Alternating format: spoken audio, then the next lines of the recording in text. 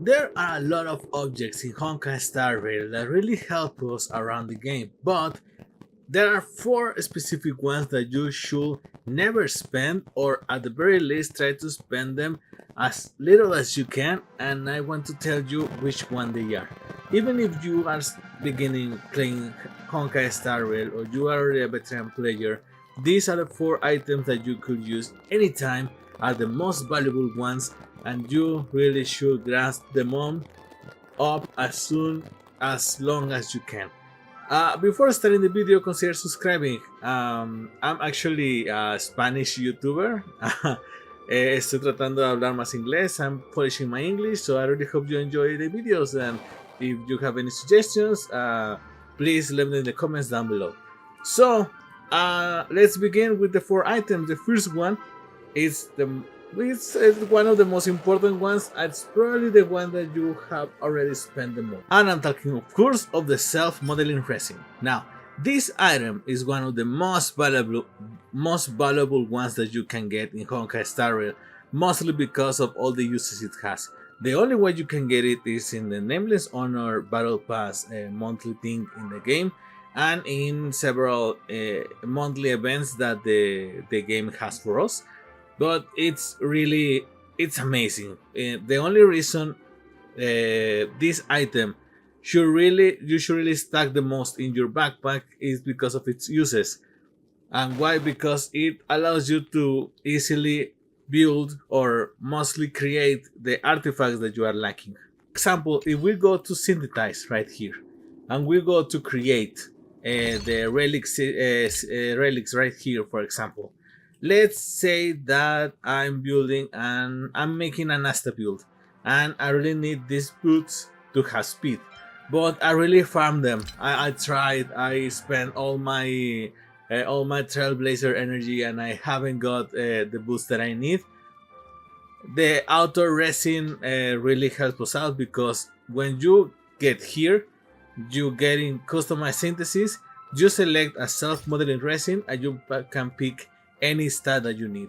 So, for example, if the only relic that I'm lacking right now is the speed boots, I can create it right here using a self-modeling resin. I just need to click here. I'm gonna go and confirm. I create the object, and then I can finally have the relic that I've been searching for that specific character. The bad thing is that you can control the substats, so even when you get the relic that you need with the skill that you are looking for, the substats may not work for you at all. But hey, you are half mile there, so it's really about the build you are preparing for your characters. If you already spend a lot of energy and you have one of these to use or to spend in creating the relic that you need, it really helps you out, and it sets you right with the build that you are searching for. So this is one of the best, the relic model, relic resin. Try to look out for it. Try to stack as much as you can from it, because it's one of the most valuable items that you have in Honkai Star Rail. Mostly because the builds, and it helps you with time saving and all that stuff. Speaking of time saving, let's go to the second most valuable item in the game. The second item I'm gonna talk to you about is Tears of Dreams. Now, unfortunately, this item is only pay to win, and it's available only if you have the Nameless Honor paid battle pass. I believe you get most of 200. I believe I recall. But yeah, you can get this from events. It's only available in the battle pass in Honkai Star Rail, but it helps you a lot, because let's say that you are almost there. You have some little traces to level up on your character, and you want it to have a 100%. Tears of Dreams works as a replacement for the trace materials that you don't have. For example, if you are lacking 3 trace materials to get a specific level skill, you can use Tears of Dreams as a replacement for that, and you get that level up. So it's really amazing. It helps you a lot with time saving, also like the auto resin modeling. The only bad thing is that you, depending on what are you leveling up, it runs out pretty quickly. I believe with all the 200 you can get mostly maybe 2 or 3 level 9 to 10 in the traces of one character. So as most expensive you try to use them, you're gonna um, spend the most of it, and you get only the same amount per month. So if you use them at the beginning, you're gonna have to wait until the battle pass resets. It's the only bad thing, but hey, I would recommend, if you want to use them, try to use them as replacement when you are at the end game. Where you don't use them to level for 4, 5, 6 to low levels. Try to use them to level from 9 to 10, because that's where most of the trace materials amount you need to level up that skill. So try to use them for that. If not, try to stack them up as much as you can, because this is the only item so far that is pay to win. You need to pay to get this item. That's the only bad thing.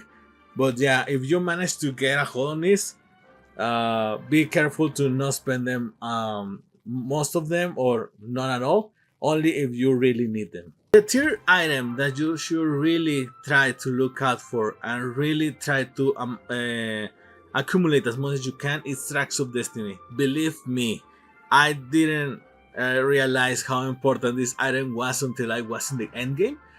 Tracks of Destiny, you really need them when you are at the last levels of a skill in the traces dashboard of any character. You're gonna need Tracks of Destiny. So it's really important that you pick your character. You can train them as long as you can. You can level them up until level 80 or so. But the characters that you really want to build, that you want to, for them to be a staple on your team, to be a signature, that you want them to use them in mock or to carry you in battle and all that, use the Tracks of Destiny in that. Let me give you an example. So for example, right now I pull Acheron. It's a really amazing character, but before pulling for Acheron, I was really focusing on Kafka. Now, if you see the traces, I leveled both of them to level 10. This one I really needed to do that. I wanted to go for 100%, but don't do this. But I decided to go all for it to 10 to 10, and I spent most of my Tracks of Destiny. By the time I got Acheron, I really didn't have any more. I don't recall if I have. No, I don't have any of them. And I already bought the ones from the store. So I'm in a position where I can level up Acheron, the unit that I want to level up now, because I don't have these items. So really try to look out for them. You can get them in events. You can trade them in Embers Exchange, like I told you. There are a lot of available ways to get this item, but right now I don't have them. So it helps you out. There's, I believe, 2 that you can get in Simulated Universe as rewards. So there's that, and you can get 2 per week. So those there are 80 you can get monthly. But this item, really try not only to secure as much as you can, but try to use them wisely, because by the time that you realize, you spend them all, because that's what the end games gets you. And finally, the item that I should really suggest, it's 1 in 2 actually, but here's in the Heart store. You really need to look at and get as many Heart bonds as you can. Why? Because it's connected with the Superimposer. Now, if you didn't know, you can get these 4 light tones, 5-star light tones, in the Heart store. You get them by accumulating 8 of these Heart bonds, but if you want to level them, awakening them to 2, 3, 4, or 5 stages, you're gonna need these Superimposers. These light cones are very good. Actually, I kinda regret myself not getting them. I haven't gotten them in my playthrough right now. because they really help you out early in game. If you begin pulling for better light cones, you're not gonna use this a lot in the end game, but it really helps you out in the beginning. So you need 80, 60, 24. You need 32 Hertabons to get all the light tones plus the superimposers.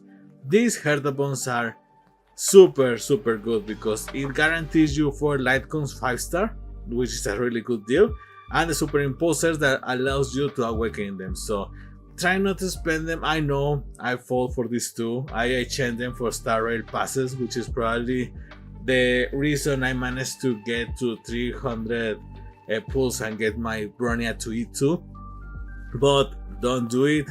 Try to focus on this. Get as many Hertabons as you can, because there was 3 light cones at the beginning and then 1 got added. So this Herta store is gonna increase, is gonna grow, is gonna add more light cones that you are gonna want to get as soon as they are available, and the superimposers too, to get them to max level. So accumulate as much as you can, because these Hertapons, in my opinion, are one of the most amazing rewards that you can have. Beginners or even veterans if you don't have enough good light cones. But yeah guys, that will be all. Thank you so much for watching this video. If you like this video, consider subscribing. It really helps you out in the channel. Like I said before, this was mainly a Spanish channel. Estoy tratando de pulir más mi inglés.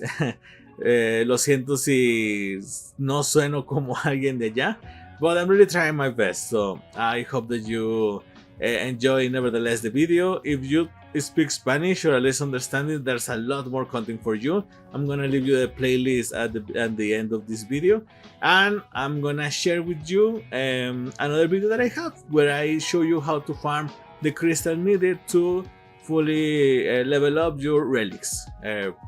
Your relics in the game. So yeah, that will be all. Thank you so much for watching. My name is Jules, and I'll see you in the next video. Until the next time.